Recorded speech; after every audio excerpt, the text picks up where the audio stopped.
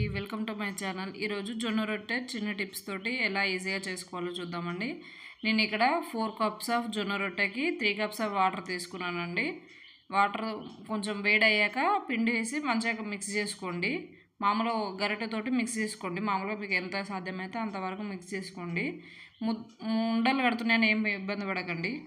చల్లారాక మనం కలిపితే అవి పోతాయండి. మిక్స్ చేసుకొని ఇది చల్లారదాకా కొద్దిసేపు పక్కకు పెట్టుకోవాలండి.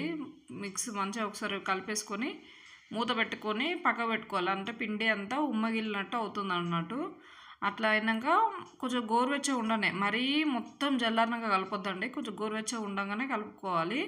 మంచిగా ఒక ముద్దకు తీసుకొచ్చినాక మీకు ఇట్లా రౌండ్గా చేసి ఇట్లా ఒత్తి చూడండి. ఒకసారి ఒత్తి చూస్తే మీకు ఇట్లా పలిగినట్టుగా అనిపిస్తే, ముద్ద ఒత్తినప్పుడు పలిగినట్టుగా అనిపిస్తే అది కరెక్ట్గా లేనట్టు. అందులో కొన్ని వాటర్, మన మామూలు నార్మల్ వాటర్ యాడ్ చేసుకోండి. నార్మల్ వాటర్ యాడ్ చేసుకొని మంచి కొంచెం మెత్తగా, మన చపాతీ పిండి కన్నా కొంచెం మెత్తగా ఉండాలండి ఇది ఈ పిండి. అట్లా అయితే స్మూత్గా మంచిగా వస్తాయి. మన రొట్టె దాని మీద లాటించి చేసినా కూడా మంచిగా వస్తాయి చపాతీ చేసేదానితో. ఒకసారి ఇలా ట్రై చేసి చూడండి, మీకే తెలుస్తుంది. అట్లా మంచిగా ఇట్లా మనం దగ్గరికి ప్రెస్ చేయగానే ముద్దని మంచిగా పగులు లేకుండా రావాలి. ఫస్ట్ ఒకసారి కొంచెం పొడిపిండి వేసుకొని మన చేతితో కొంచెం ఒత్తుకోవాలి. ఒత్తుకున్న తర్వాత లాటించండి.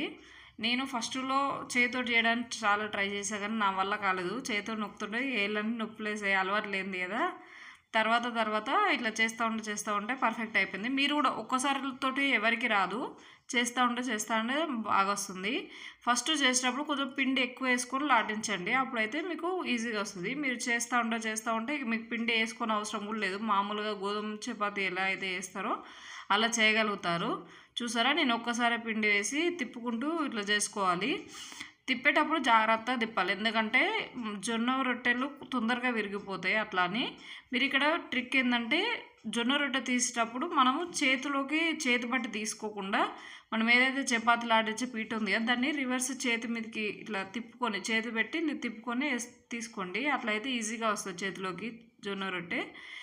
పెనం మీద వేసి ఎప్పుడు కానీ హై ఫ్లేమ్లో కాల్చుకోండి చపాతీలు. గోధుమ చపాతీ అయినా ఏ చపాతీ అయినా హై ఫ్లేమ్లో కాల్చుకోవడం వల్ల అది మంచిగా స్మూత్గా ఉంటుంది, మెత్తగా ఉంటాయి చపాతీలు అనేటివి. మంచిగా కాలుతాయి, ఈవెన్గా కాలుతాయి చపాతీలు.